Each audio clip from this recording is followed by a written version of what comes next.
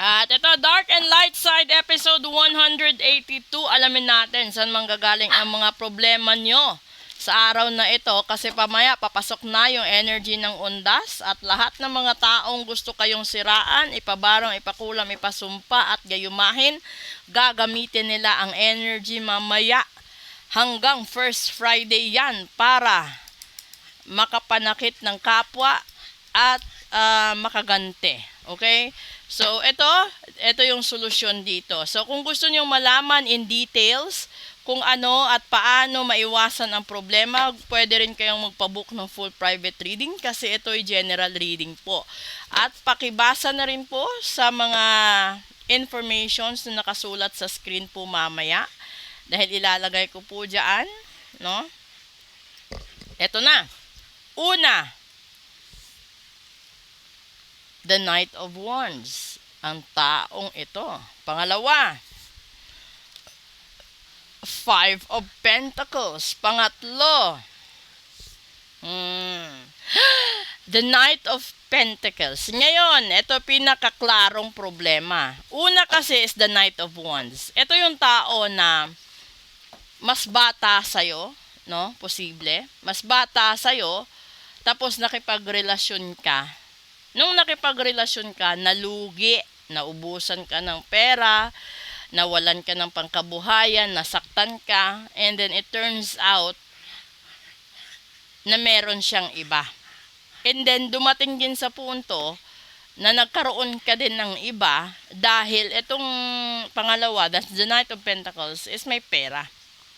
No, this person is also younger than you are, pero mas may pera siya na nagkaroon ka din ng it's either karelasyon dito or ka-fling dito. So, hindi lang ito masasabi na love triangle, kundi pwede na rin itong quadruple at quintuplets. Okay? Tingnan natin dito kung ano ang solusyon.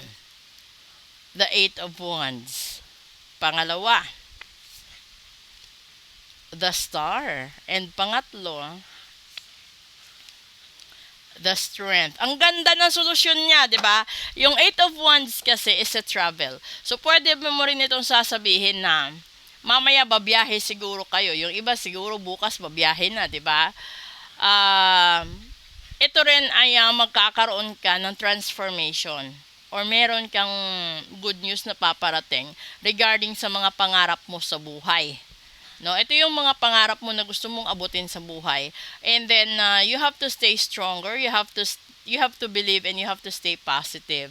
Pero nga lang, ito yung solusyon niya. Isa posible dito, pinapangarap mo is yung magkaroon ka ng magandang relasyon sa isang taong mahal mo at gusto mong makasama. Kung napapansin ninyo, simula kanina, magpahanggang dito sa episode na ito, yung tinitira lagi at tinatamaan is relasyon.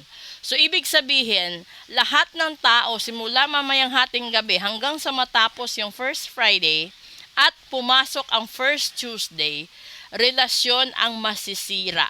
No? It's either relasyon ninyo sa taong mahal ninyo, sa pamilya ninyo, sa kaibigan ninyo, sa katrabaho, sa boss, at sa mga taong nasa paligid ninyo.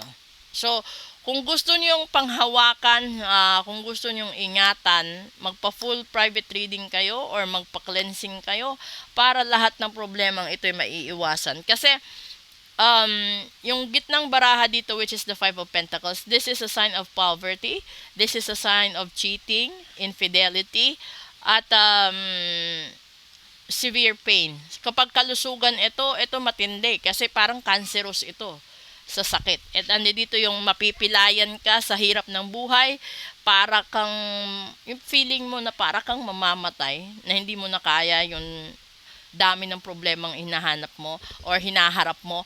Ngayon dito siya, no? Sinasabi dito sa Eight of Wands, there might be a good news coming in your way so that you will be able to fulfill all the hopes and dreams of your life. You just have to stay strong. Ito normal ito, 'di ba? Normal ito sa tao.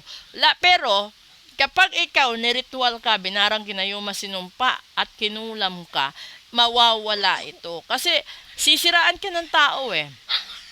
Kapag pinabarang ka, siyempre, binabarang ka, cancerous na yun. Kapag kinulam ka, for life na yun. Kapag hindi mo pinatanggal. Kapag nagayuma ka din naman, depende kung gaano karami yung perang binayad niya doon sa nagayuma sa inyo, ganun din katagal yun, di ba?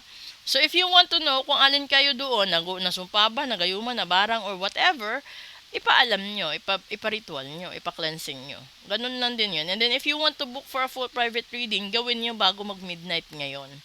Kasi mas maganda yon. At least doon malalaman ninyo kung ano yung mga susunod pang mangyayari sa buwan ng Nobyembre ninyo. Okay? So thank you and good afternoon. Proceed tayo sa real talk natin.